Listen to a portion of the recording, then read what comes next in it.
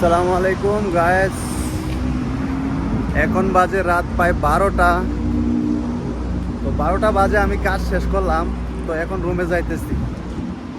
তো রুমে যাব, গোসল করব।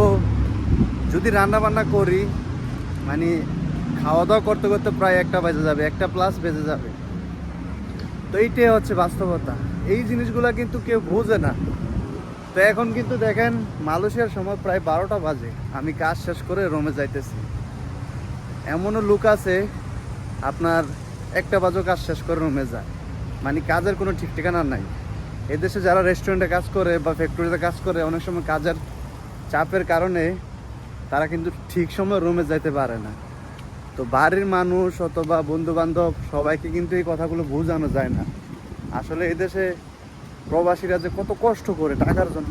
আপনাদের কাছে আমার প্রশ্ন, যে জীবনে কয়েকদিন আপনি গ্রামে বা আপনার শহরে 12টা বাজে কাজ শেষ করে রুমে যাইতেছেন, গিয়ে আবার নিজের কাপড় চোপড় ধোয়া, রান্না বান্না করা ইত্যাদি এগুলা করতেছেন? এগুলা করা লাগে না আশা করি। আর বাংলাদেশে আমার মনে হয় না একটা লোক 12টা বাজে কাজ শেষ করে রুমে গিয়ে আবার রান্না করতে হয়।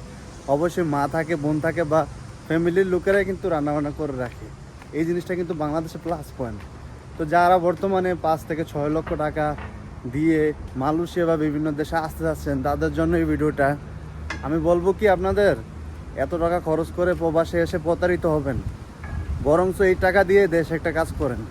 ওখান থেকে যে সফলতা আসবে, এইটাই প্রকৃত সফলতা। দিন শেষে আপনার এটা চিন্তা করতে হবে না যে আমি আরেকটা কাজের জন্য বাংলাদেশে গিয়ে পরিকল্পনা করতেছি, বা 10 বছর 50 বছর যত বছরই বিদেশ কর না কেন, দিন শেষে একটা পরিকল্পনা করতেই হয় যে আমি দেশে গিয়ে এটা করব। তো আশা করি আপনারা বুঝতে পারছেন। ভালো থাকবেন, সুস্থ থাকবেন। দেখা হবে নতুন আরেকটা ভিডিওতে। আসসালামু আলাইকুম।